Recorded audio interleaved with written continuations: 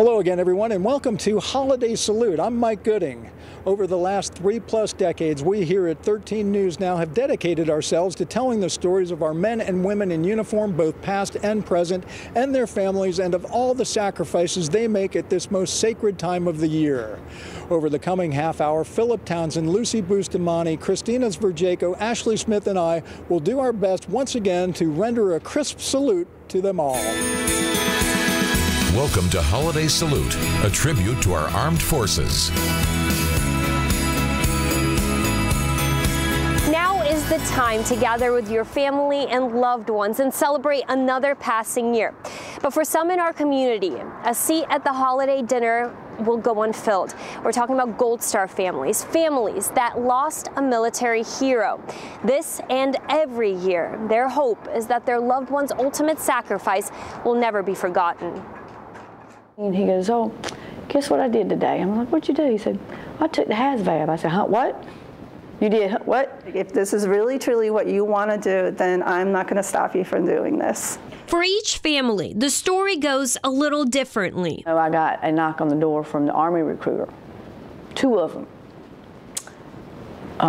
Miss Russell, we want to talk to you about Ryan pre-enlisting. The story of the day their lives changed forever. He felt that there was something right. It was a very constructive way to grow up, and he felt that he's very patriotic. He was very patriotic. Mary Strong remembers it like it was yesterday. In 2003, her son Charlie proudly joined the United States Marine Corps. When he graduated from boot camp, at that point in time, he was the youngest Marine on the East Coast. They had the big, celebration and stuff, and he got to cut cake and stuff like that. Now, just a precious memory. Charlie went through 4 successful tours, twice to Afghanistan and twice to Iraq. His wife was a little over 6 months pregnant with their first child. He was on his very last mission before coming home, and they were waiting for the helicopter to come in to pick them up, his team. Then, in September 2014, the Strong family's life changed once again. It was actually 2 Afghani commandos who had been being trained with them for over 6 months, turned on the company and opened fire. Charlie was shot. His brother was back on base, then by his side, when Charlie was pronounced dead. The worst day was probably when my older son handed me the flag. Charlie's story, unfortunately, one of many. The numbers are staggering. Over 6,000 U.S. troops lost their lives overseas since 9/11. The families now share an incredible bond. It was like, you know what? I'm not by myself. Kathy Moore lost her son, Corporal Ryan Russell, while he was in Iraq in May of 2007. It was 80. They were on patrol, and it was just an IED. Ryan, a medic, had a passion for saving lives.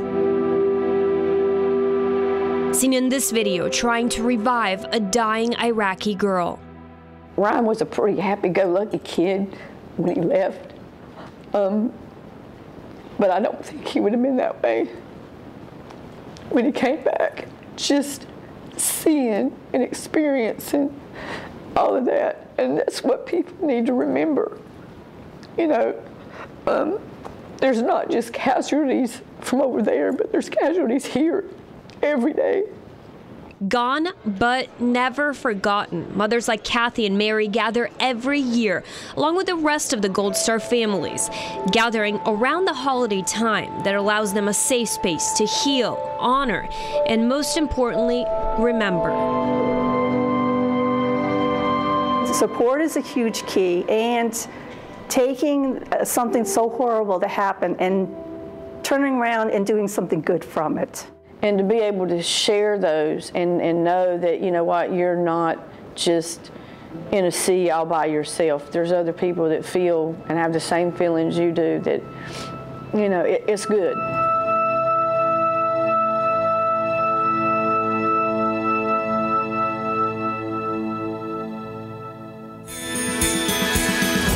throughout the holiday season and throughout the rest of the year, it is like the gift that keeps on giving to the Hampton Roads economy and to our national defense. I'm talking about the Virginia-class fast attack submarine program here at Newport News Shipbuilding. Since 2004, they've cranked out 15 of them so far, which have been commissioned and joined the Navy fleet. It's a unique partnership with General Dynamics Electric Boat in Groton, Connecticut. They jointly build Virginia-class attack submarines. The work is done in modules, split roughly 50-50. The yards alternate deliveries of the vessels to the Navy. The partnership aims to produce the most cost-effective submarine construction program possible. So far, apparently, so good. It meets all of the combatant commanders' capabilities that they want out there in the fleet today. In fact, they can't get enough of them. Virginia-class submarines displace 7,835 tons with a hull length of 377 feet and a diameter of 34 feet. They are capable of speeds in excess of 25 knots and can dive to a depth of greater than 800 feet while carrying Mark 48 advanced capability torpedoes and Tomahawk cruise missiles. They provide the Navy with the capabilities required to retain undersea dominance well into the 21st century. We preach, safety, quality, cost, and schedule in those order, but we recognize that our number one customer is the sailor that mans these ships, and our goal is to put a high-quality product in their hands every day. And with the 2 subs per year expectation from the Navy, that translates into consistent, predictable work for the 2 yards. Newport News Shipbuilding Vice President for Submarine Construction Dave Bolkar is excited about what the future holds. We look forward to building submarines for the Virginia-class and Columbia into the next century, and I think it provides a sense of pride for our people. It provides a stability for all the families in the Hampton Roads area. It's great for the economy. So I think it's a great all-around program for the nation. Everybody celebrates the holidays in their own unique way, but it is the music of the season that can create a common bond. The U.S. Fleet Forces Band embraces the important mission of not only representing the Navy and unifying our community, but around the holidays, providing the sounds that remind so many of home. Really, we just have the opportunity to relate to people in a way that words don't always do.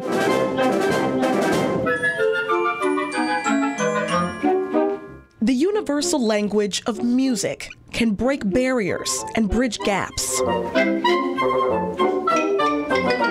We want to make sure that we can speak to everybody.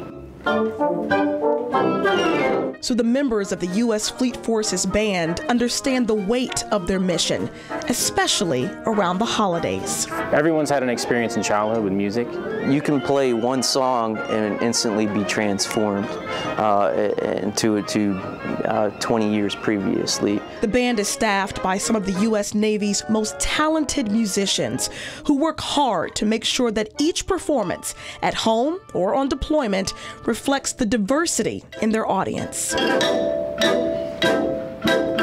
There's a lot of experience that people have, again, during these holidays that it's just important to touch on all of that for everybody. It may be a time out for troops on the front lines. I can only make them smile for a little bit, but that little bit may be all they need. Or a time capsule for loved ones awaiting their sailor's return.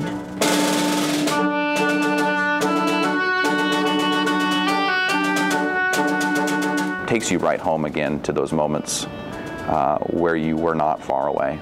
Every sailor in the U.S. Fleet Forces Band chose to sacrifice time at their own homes to spread joy to homes around the world year-round. I have not seen my family very much in the last 5 years. They each have a gift, and during the holidays, it may be the best gift much of their audience can receive.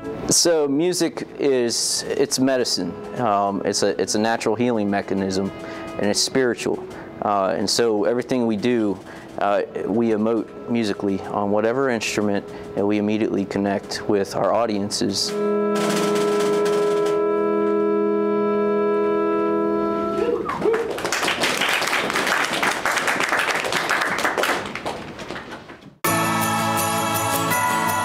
Holiday Salute, a tribute to our armed forces, continues next.